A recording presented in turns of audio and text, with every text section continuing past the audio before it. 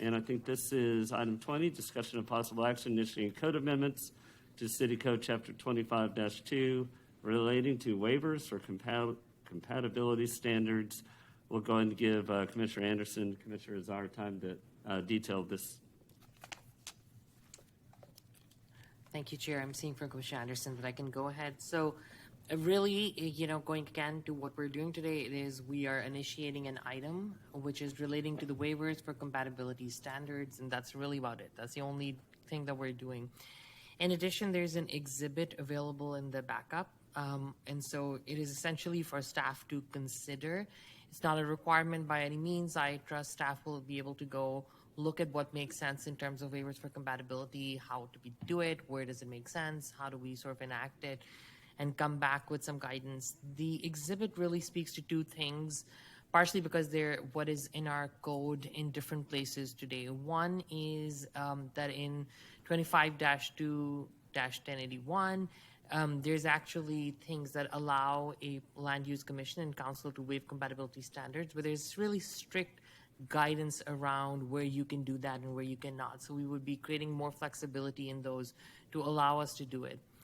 The second one is, so currently in our TOD regulating plans, all three of them, there's an allowance in section 4.3.2-B3A, which essentially allows a waiver of setback requirements if 60% of the owners of the triggering properties or owners of 60% of the triggering properties decide not to essentially trigger that compatibility. So that allowance exists in our TOD code.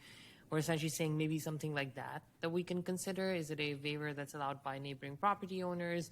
Is it something that we can actually go ahead and enact through a sort of a proper process at Planning Commission and Council? So it's really just leaving the options open, and I honestly defer to staff to see what they bring forward and what makes sense. Of course, the impetus for this is really coming from the item that we had last time and then we passed today, where I think we have a clear case where a property owner is doing a zoning change that would trigger compatibility standards on another property owner, leading to some issue. And the triggering property owner is clear in saying that they're fine with not triggering compatibility, but our code doesn't allow you to do that. I'm not going to speak much to it because I know we had a pretty hefty discussion on the issue last time. So hopefully this is just creating a pathway forward for us to address that issue. I know it's come up in the past as well, but we really saw it highlighted with this particular case. Thank you, Chair.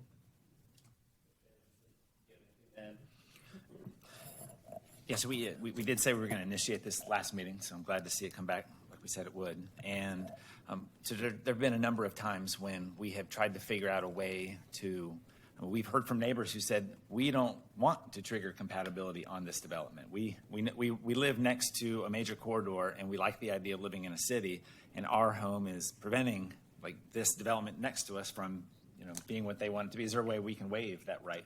And we've been asked that. I've been asked that a number of times over the years.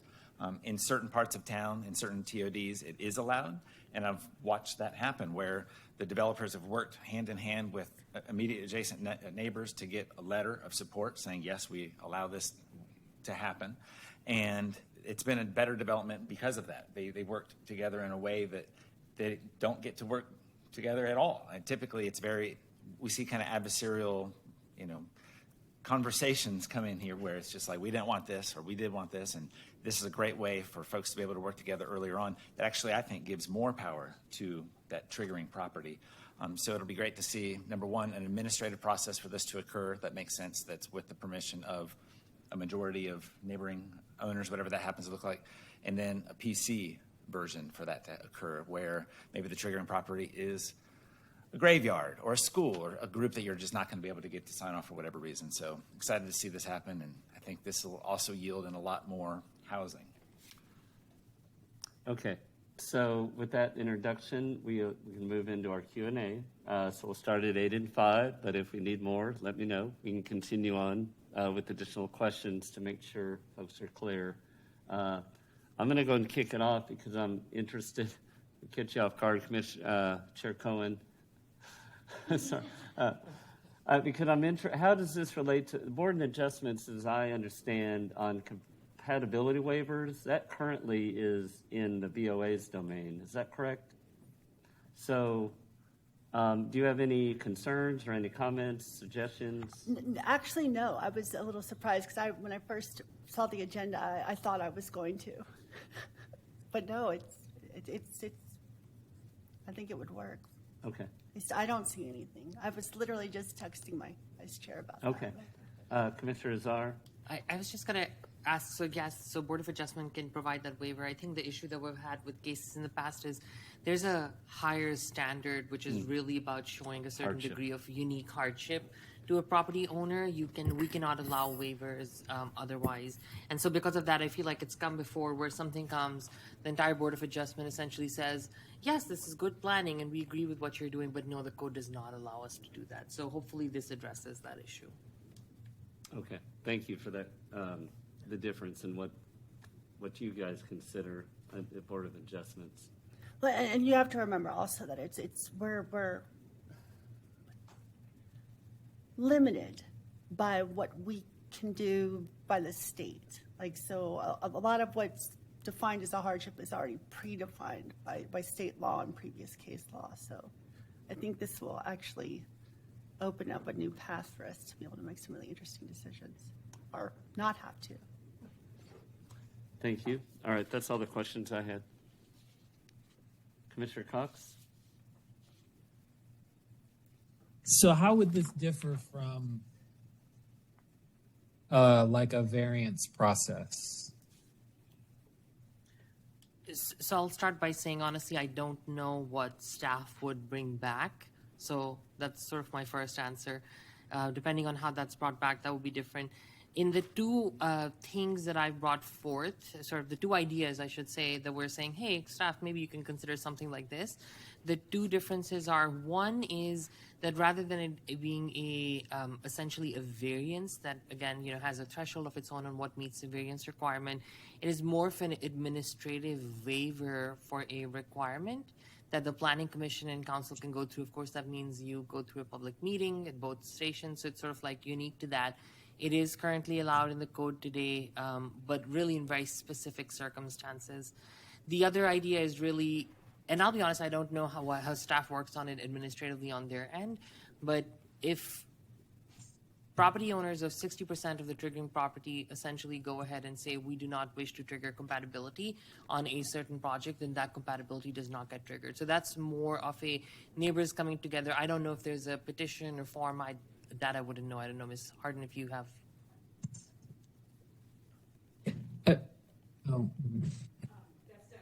And so I don't quite know how they do that, but there is already a process. Again, site planners, many people will look at this and put their ideas together and come forward with some ideas. Thank you. And so my next question is that very last bit, and without requiring participation in a density bonus program, wouldn't this essentially cannibalize a lot of the mechanisms we use to require affordability? So again, I'll add two things. I think one, so the reason that's written that way is because in the current TOD ordinance, you're only allowed to get that waiver if you're participating in a density bonus program. So otherwise, you cannot use it. Now, of course, in a TOD, it makes sense because in a TOD, you have a density bonus that applies throughout your entire area. If we were to tie it to density bonus currently, then a very small part of the city currently falls within a density bonus area. So you would not be able to use it if it was tied to that. With the other requirement that, again, this would not be an administrative waiver. It would be coming to Planning Commission and Council. The Planning Commission and Council, if, let's say, somebody was not using our compatibility ordinance and was trying to do this route, we could easily say, well, no, you should be able to go through that other administrative bonus rather than going through this process of Planning Commission and Council. Did I make myself clear? I hope I did.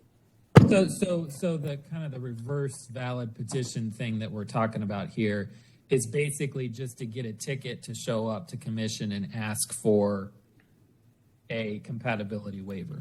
Oh, I'm sorry. I was really talking about the second one where we would have a say. For the first one, wait, I'm sorry. Now I'm confusing my own self.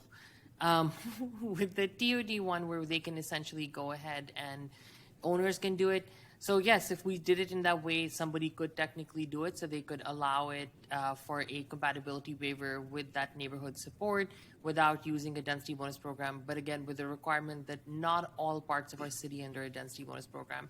So I'll give an example. A while back, I don't know if y'all remember, there was a case in Valley Johnston Terrace where somebody wanted to build duplexes, but they had to meet the 25-foot setback requirement from compatibility.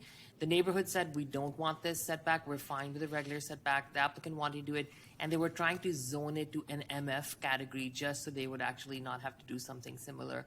So again, right, there was like the thing where the neighborhood was like, well, we're not gonna support what you're saying, but we would support just removing the compatibility waiver. So that's really the idea behind this. It's not necessarily tied specifically to a density bonus. That's only in there because the TOD ordinance functions that way. And I'm sure my time's out, but what we're talking about here is kind of like a valid petition type effort. That's the only mechanism that this code amendment is considering, is essentially like a valid petition for releasing compatibility standards, correct? So two ideas here. One is a planning commission council waiver, similar to what exists in the code today. One is kind of what you're calling the valid petition idea that is in the TOD ordinance today. Again, I'm only bringing out two items that exist in our current regulations and code. By no means would I say we should go with one or the other, how we should build it. I really rely on staff to guide us through that. I heard the buzzer, but I don't understand. What are the two? So there's the reverse valid petition. What's the second one that this is talking about? So the second, as Chair, no, we're Go ahead and answer. okay. The first one is that first bullet point, which says amend subsection C and remove subsection D of 25-2-1081. There's an item in the code, it's called Land Use Commission or Council waiver. So except for certain requirements, the Land Use Commission or Council on appeal from a Land Use Commission decision may waive a requirement of this article if the Land Use Commission or Council determined that a waiver is appropriate. So that's the other option. So bullet point one is that appeal process that exists today in the code in very limited circumstances. Again, I just put it there because it's in the code today. And then the other one, the valid petition one, is what is allowed in the TOD areas today.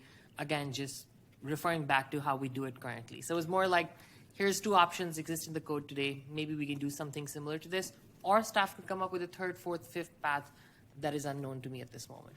And Chair, the only thing I'd add to that are many peer cities actually allow their land use commission or council to modify or waive compatibility. And those are all cities that do not have anywhere near the housing crisis that we have. We are in this crisis for a reason, so that's one of the things this looks to address. I wouldn't call it a reverse valid petition. I don't believe that's a good way to frame this, but it's just allowing neighbors, if they if they decide to, whatever threshold of neighbors that is that staff comes up with, maybe similar to what we have in our TODs, if they decide to waive that responsibility or that right that they have right now in the current code, they are allowed to do so, which right now current code does not allow them that. Okay, let's move on to another commissioner of questions. Not seeing any. Do we want a motion on this? Chair, before we do, just because I feel like then the process gets really hairy, I guess, just a reminder to people, if you have not asked your first time, even if you ask one, if you have more questions, you can go for a second slot, as long as other people do not wish to ask a question. We will allow that at this time. More clarification. Any more questions? This one, again, it's just initiating the process. And we've got a couple of avenues that were put forth to staff, but it could be totally different. It's up to staff. All right. Thank you, Chair. I'll go ahead and make a motion that we essentially initiate code amendments to City Code Chapter 25-2 relating to waivers for compatibility standards. Okay. Do we have a second? Second by Commissioner Anderson. Want to speak to it? Any more discussion? I'll just say I'm not going to speak to it because I think folks heard on it. Just the exhibit and staff is looking at me. So just to make clear, that's only for just ideas for consideration. I think y'all might have good ideas on how to achieve something similar. All right. Anyone want to speak against the motion? Can I speak neutrally? I am trying to not allow neutral speakers. So I'm going to say no. You can speak for or against.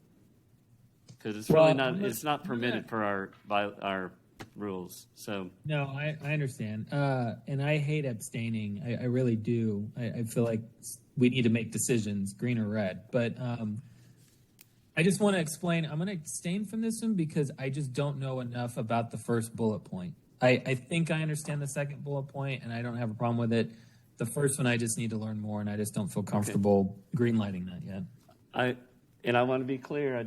I really want to be clear. These are just things that, with the experience that these folks have, that they're suggesting. They're in no way saying this is what will be, this is what staff's going to come back with. These are just, again, suggestions based on their knowledge of the current code.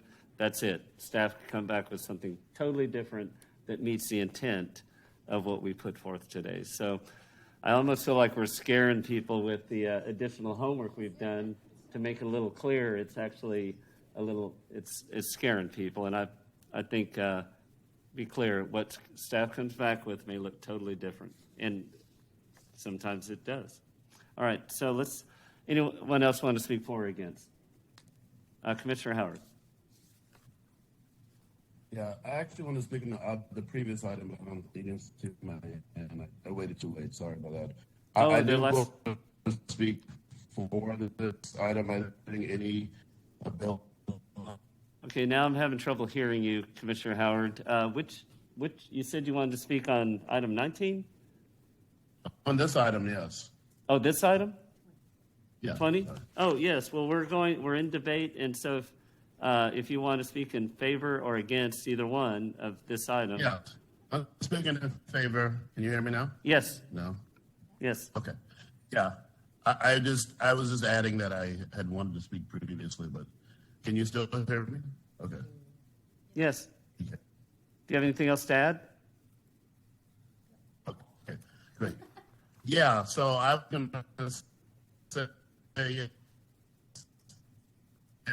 No, you're cutting out again. I apologize, Commissioner Howard. Yeah, opportunity to sort of clarify. Okay, all right. That's okay. I'm in support. All right. Thank you. Sorry about that. All right. Let's go ahead and take a vote on the motion, item 20. Commissioner Czar, seconded by Commissioner Anderson. Let's go and see those in favor on the dais. I think that's everyone, and those in favor virtually, show me your green. I think we've got Commissioner Conley, Commissioner Howard voting in favor, and Commissioners Cox and Muschaller abstaining. All right, that motion passes 10-02. Thank you, Vice Chair. Okay.